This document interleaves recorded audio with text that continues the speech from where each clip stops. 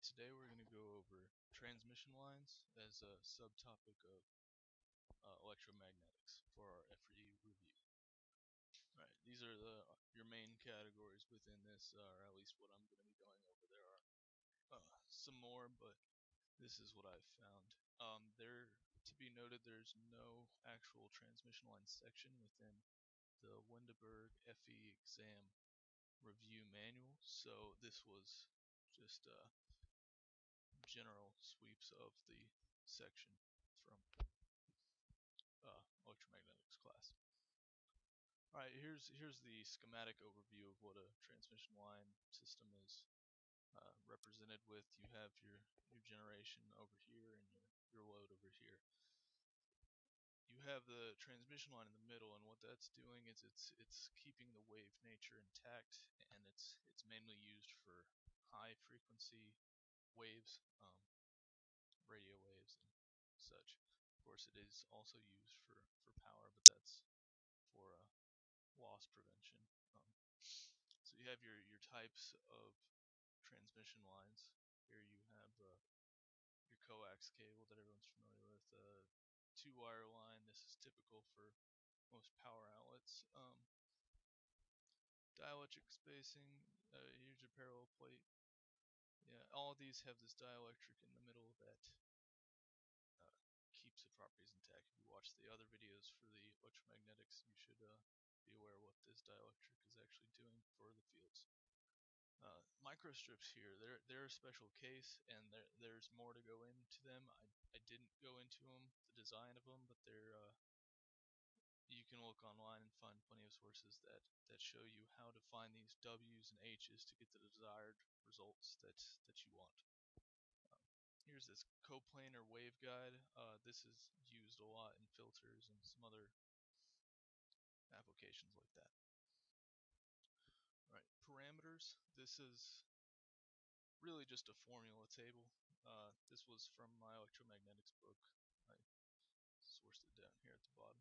But you look at the top to see what type of transmission line you have, and then under that it will tell you which parameter to use. I'm going to move over to the practice problems for a second. You see here the first question, that's what I'm asking for, is the equivalent resistance, and that all that is it's found from this using the coax formula. A and B here are representative of radiuses, of the radius of the inner loop, and B being the outer. Do you see that here? So 2B would be the diameter, of course. So in this one, down to the solution, you have this here. It really just was I pulled up the equation and you plug in all the constants. That's the nice thing about this class, is if you know the right equations, you can typically get the right results. You just have to know which ones to go to. Alright, transmission line wave propagation. This is how you typically represent how waves are propagated in a transmission line. You have this formula here. The gamma is your wave propagation coefficient, and A and B is really just the real part and the imaginary part of that. You can see here the true equation for gamma, and you just have one that's non-real and one that is real, or vice versa. Lossless transmission lines. These are a special case. A lot of people consider this microstrip one to be lossless in certain cases. It can be as long as you have matching impedance. There are obviously other ways you would have lossless, but it's kind of a good way to analyze your circuit. And this is similar to before. You have here's lossless coax, lossless two-wire, lossless parallel plate, and each one of these gives you the equation to find the propagation constant, phase velocity, and characteristic impedance. And you see the C in these, that's the speed of light over the relative permittivity of it. Now over on this side here, here's an example of a lossless transmission line. It just ended up using, this one's asking for the reflection coefficient, which I haven't gotten to yet, so I guess I'll go ahead and cover that. The reflection coefficient is this uppercase gamma. That's actually not listed in here, but it's the coefficient of how much of the wave is propagated forwards and the propagation of the wave in the reverse direction, given phase and magnitude here.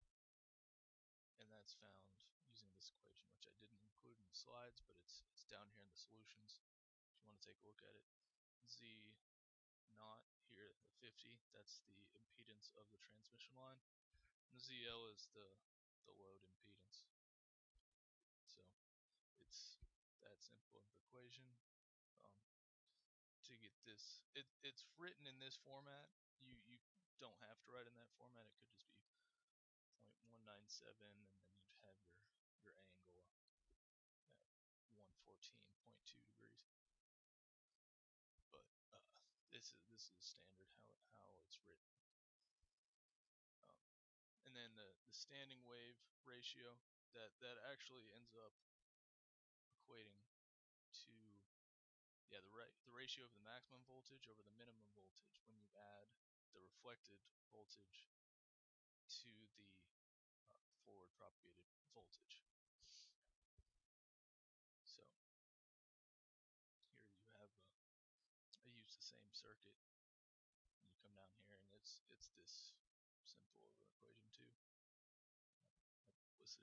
I listed this one in the slide. Here's the equations, though I didn't write them down, but you can see here there are different equivalent reflection coefficients and reflection angles or phase shifts on each one of these. And here's another table. I didn't put the link here, but it's also from this electromagnetics book. All right, that's all I have for today. I was trying to keep it on the shorter end.